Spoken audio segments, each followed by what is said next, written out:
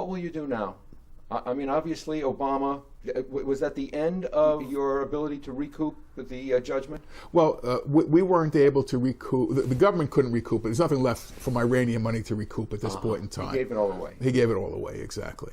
Exactly. So it wasn't a personal recoupment for me. It was part of the statute.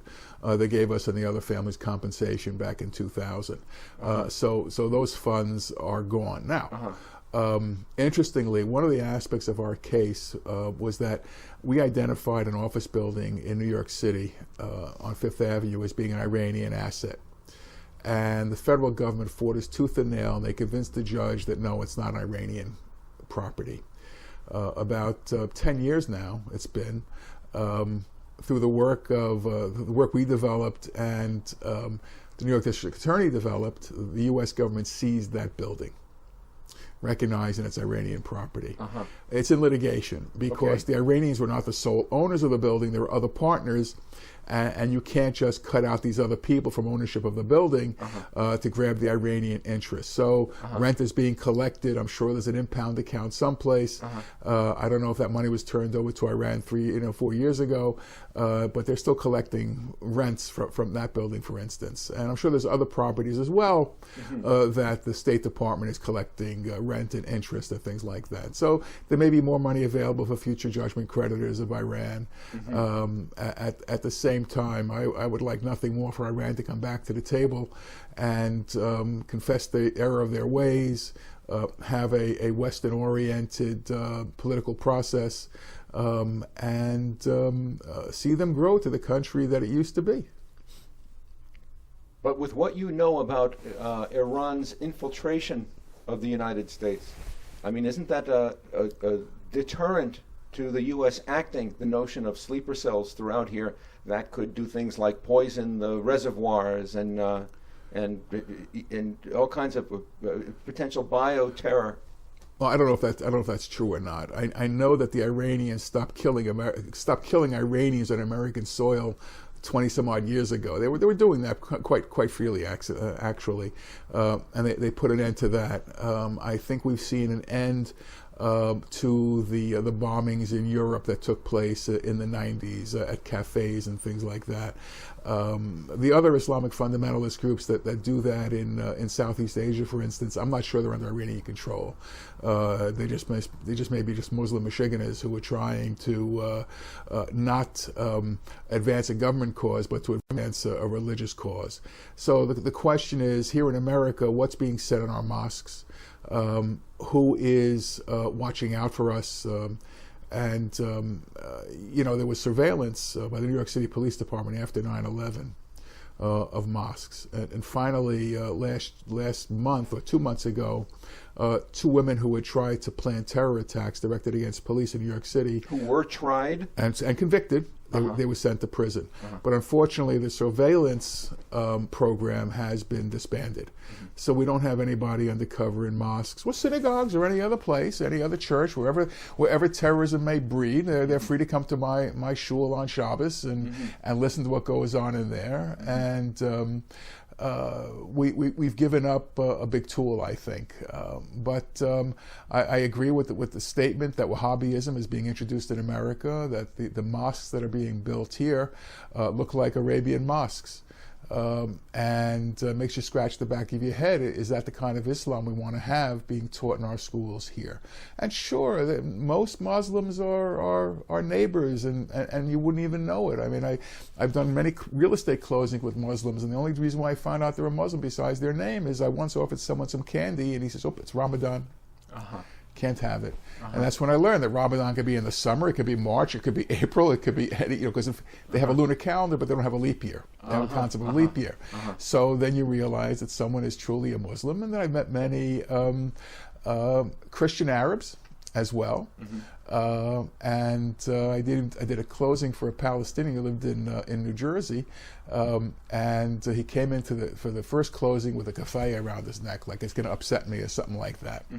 And the second closing, he came in with some olive oil from the family as a gift. As a gift back from Judea and Samaria, and I tasted it, and boy, was that spicy! Woo. Yeah. So you try to get along. You try to get along. But I took my granddaughter 3 years ago to Clifton, New Jersey, with a very big Palestinian population. And every year or so they do a Palestinian flag raising. Whoopie-doo. And you get some of the local government officials who come to hear this. And a woman gets up, the very first speaker, let's have a moment of silence for our prisoners. Moment of silence for our prisoners. You mean the Americans or the Israelis? They meant people sitting in Israeli prisons. In Israeli prisons? Yeah, terrorists sitting in Israeli prisons. Uh-huh. And we hope that they're free soon and the battle will continue. So county sheriff was there. And he spoke right afterwards, applauding the Palestinian community and sentiments and things like that. And I spoke to his PR guy the following week. And he said, did he really say that? And I said, go look at the transcript. Go listen to the videos. Go watch the videos. And he learned his lesson. You have to hear what people are saying. Look, the same thing happened very embarrassingly to Hillary Clinton back in the 90s. She was in Ramallah when Bill was still president. And she was Suha Arafat. Suha Arafat, right. And Suha Arafat is up there speaking to this group. And she's speaking in fluent Arabic, et cetera, and Hillary had this little beatific look on her face, and when she was done, she got up and she took Suha's hands in hers, and she kissed him on both cheeks, and they parted ways, and I like to think that by the time she got back to her car, one of Hillary's staffers hit her in the back of the head and said, don't you realize what just happened? Well, she doesn't speak Arabic. She didn't realize that Suha was condemning Israel for poisoning kids and poisoning wells and giving them AIDS and cancer and leukemia and you name it under the sun. Blood libels. Blood libels, exactly. So Hillary was starting to run for Senate at that point in time in New York, and she had to do a mea culpa. She showed up at the Orthodox Union and made some amends. She helped us tremendously with our personal case because she didn't support any longer the administration's efforts that were blocking victims of terror. And I go into detail about this in our book. And it's, you'd be caught unawares sometimes. One day you don't know who your ally is going to be. The next day you find out that this person really is your ally. And strange things happen. You referenced the book. If people wanted to read it, it's a current book. It's a current book. It's not going to go out of style. It is not a linear story. I move around from subject matter to subject matter, and I think in a nice way. I talk about my family, my upbringing. But just not on the microphone. Cut. My upbringing. It's called, the title? The title is A Father's Story, My Fight for Justice Against Iranian Terror. And I go into my family episodes. My mother was a war bride. My father fought in World War II in England. And they came back to America. My mother didn't get here for a year after the war ended. And we were brought up middle class all the way. My father finally got his wish. He wanted to be in a cash business. It was a restaurant, and he died in it. He had a heart attack one day and never really recovered. It's an American story as well. It goes through our religious travels, our journeys. It talks about our love for Israel, my experiences in Brooklyn when I was in law school, some funny parts and some very, very sad parts. What's your outlook for this upcoming election? I don't know. I'm nervous about the Democratic field. I know that the New Hampshire results seem to have given Bernie Sanders the edge over Buttigieg, and Bernie is never without passion. That's for sure. But it's a passion born out of trouble, I believe. I think that Elizabeth Warren speaks beautifully. Her position papers, her plans are well thought out. They're dangerous as all hell, but they're thought out. And the others are, muddling along. I think personally, Michael Bloomberg has as big an ego as Donald Trump has, but he's just more eloquent about it. Well, it's not necessarily bad if you need to defeat China or Iran. You know, having somebody with big balls is more useful than having a pacifist against enemies. I'm not sure that Bloomberg's foreign policy is going to be anything different than what we've seen from the other Democrats over the years. I mean, what he did in Manhattan is he paid out of his own pocket to do away with term limits so he could serve a third term. I think by all accounts that third term was a disaster for the people of New York City. I think crime went up. The city lost its edge.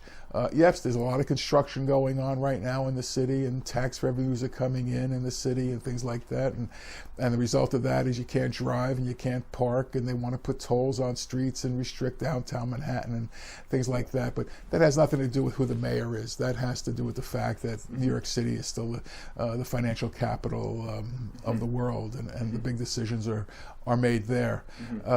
His willingness to spend millions and millions of dollars on gun control I find to be very interesting, mainly because I think America is divided into three parts. There's East Coast, West Coast, and everything in the middle. And the people in the middle think that the East Coasters and the West Coasters, when it comes to guns, are nuts. And I heard that from a person who works for alcohol, tobacco, and firearms enforcement.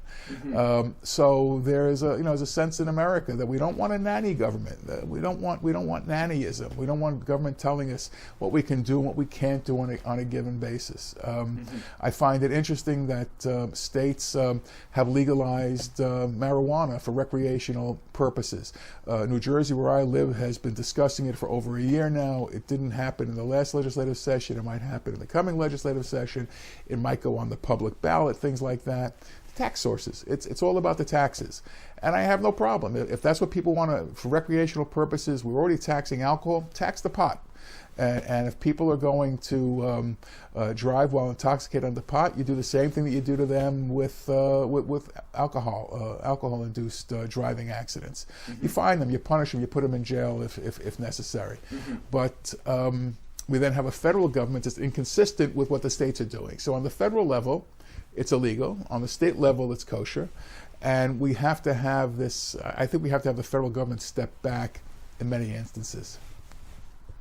If the Democrats come in, obviously, over the past couple of years, we have seen that the idea of support for Israel and support for Jerusalem has been squashed, pushed aside from the Democratic national platform with Mayor Villaraigosa and lesbians who attempted to bear the rainbow flag with a Magen David in the middle were excluded. They were ostracized from the parade. We've seen the Israel policy of the Democratic candidates has been, you might say, an undoing, the intention to undo the gains that the Trump administration has made. Anti-Semitism is not déclassé among the neo-Democrats today. How concerned are you that may come back into vogue? Well, I go back to the Democratic convention for Obama's second term, when the Jerusalem plank had been dropped out of the Democratic platform, and they did that voice vote from the floor of the convention center. And it was voted down no 3 times, and the guy who was running the convention that day said it passed. It was the mayor of Los Angeles. Right. Yes. But what got me was when they were focusing on the faces of the people saying no, their faces were contorted in hate. With hate. In hate. You could just see it in their faces. Against Israel. Against Israel, yeah, no Jerusalem plank. And that, I think, has kept going in the Democratic Party for the last 8 years. It's not the party that my parents grew up with, that I grew up with. I'll never forget, and I mentioned this in the book, back in the days of black and white TV, we were watching the 1960 Democratic Convention. In those days, they would televise from gavel to gavel, 3-4 days, whatever it took. And I was laying on the floor in the den. We were watching Eleanor Roosevelt speak. And I didn't know much about her, except here's this old, frumpy-looking lady talking and talking. And I said, when's that old bag going to sit down? And my father jumped off the couch, and he put his finger in my face, and he said, don't you ever say that about Eleanor Roosevelt again. she did more for Israel than every other person in the United States after World War II. So there was a tradition. There was a tradition. Now, unfortunately, we're learning about FDR and his hidden anti-Semitism and his willingness to block any type of effort to save refugees during the war, which really casts him in a terribly negative light.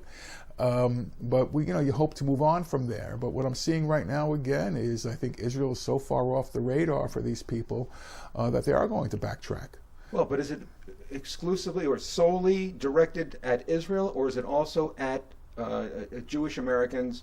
By virtue, you might say that the anti-Zionism is an expression, a politically acceptable expression of anti-Semitism. Well, it's both, because they're certainly not speaking out about colleges that uninvite people with, I'll call them pro-Israel or Zionistic views. Trump did. He's got that executive order extending the protections of the discrimination rules and regulations to anti-Semitism.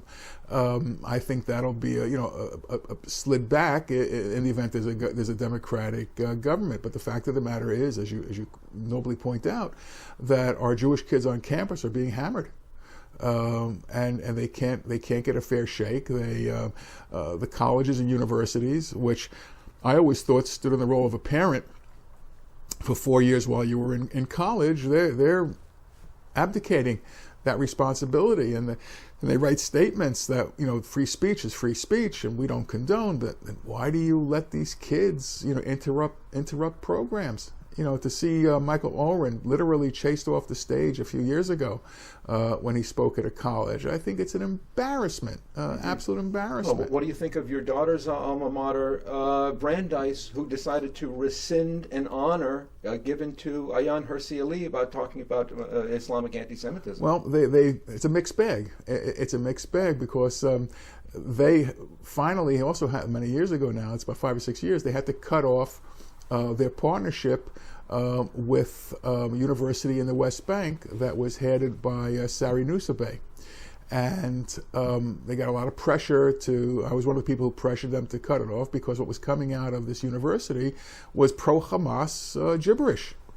And how could you send American students to study there or bring these kids over here when they're basically supporting a terrorist organization? So a lot of these colleges have to rethink their strategic positions.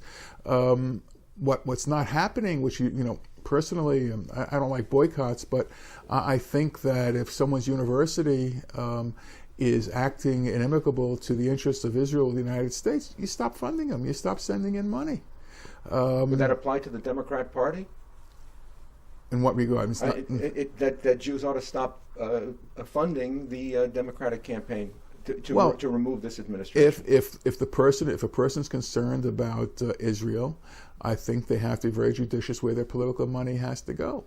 Over the last couple of years, I gave Nadler money at points in time, and I kind of rue it now, but in those days, I thought Jerry Nadler was somebody who really loved the Constitution, who really understood what was going on. And now I look at him, and I said, this can't be the. Well, maybe the Democratic leadership has changed, and now they're forcing Eliot Engel and Jerry Nadler and Chuck Schumer to now do their dirty work. Well, they have to stand up then, don't they?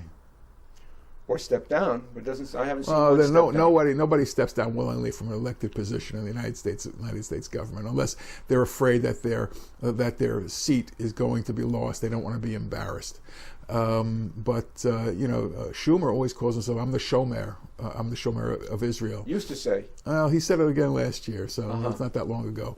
And but by weak weak opposition to the JCPOA. He didn't seem like much of a showman in 2015. Well, no, he didn't. He didn't. Yeah. Listen, we thank you for this time, this candid conversation. Stephen Flatow, the book is called A Father's Story, My Fight for Justice Against Iranian Terror. Available on Amazon and on Kindle too. Will you be, can you anticipate, will you be trying to protect this administration in November? Well, I've been writing articles now for the last several years. And as I said earlier... you have a blog called? Actually, it's Terror Victim's Voice, but I don't blog so much anymore. I just print and I write. Jewish Press, Israel and News, Root Sheva. Jewish News Syndicate, JNS. JNS, yes. And I still work. I still work 55, 60 hours a week, and I don't know how I find time to do certain things. And I was on the airplane today. I was writing an article about a boss and his showing at the United Nations. It just goes on day in and day out. And we're being filmed right now in California. I flew in this morning. I slept maybe 3.5 hours last night, and I'm exhausted. But when I get up to speak tonight, the energy's there, and I just bounce back, and it's invigorating to talk about Elisa, to talk about Israel, to talk about Judaism, to talk about Avraham, Yitzchak, Yosef, everybody. It's we are a fantastic people, and I wish my enthusiasm would be contagious, and other people can pick up what I have. Look, I don't have a Jewish education. Everything I've learned came from my kids. And about 10, 15 years ago, I started studying with a rabbi every week. We do a page of Gemara if we can, or maybe 2 pages when he comes in. And I just find that this whole subject matter of traditional, authentic Judaism to be beautiful. And you don't have to believe that, as I do, that God gave the Torah to Moses, dictated every word to him. But the fact of the matter is, it's there to read. And I think someone said that 70 interpretations of the Torah. I can interpret, you can interpret, everybody can have their interpretation. It's just such a living religion after 4,000 years. It breathes, it has a pulse. And the fact that we're discussing things that no longer apply because there's no Beis HaMikdash, there's no temple in Jerusalem, and we don't live there, and things that we don't even know what certain animals are anymore, things like that. It's just so wide open. And we're not just a religion of faith, we're a religion of deed, of doing, and taking care of our neighbors and taking care of our fellow Jews when the time comes. And that's why I love being a Jew. And that's why my kids love being a Jew, especially Elisa, I think, love being able to participate in Jewish life to the full extent. Well, thanks for sharing your perspectives today. Chazak v'amatz, may you be strong and continue to be of good courage. Stephen Flatow, appreciate your joining us today. Thank you.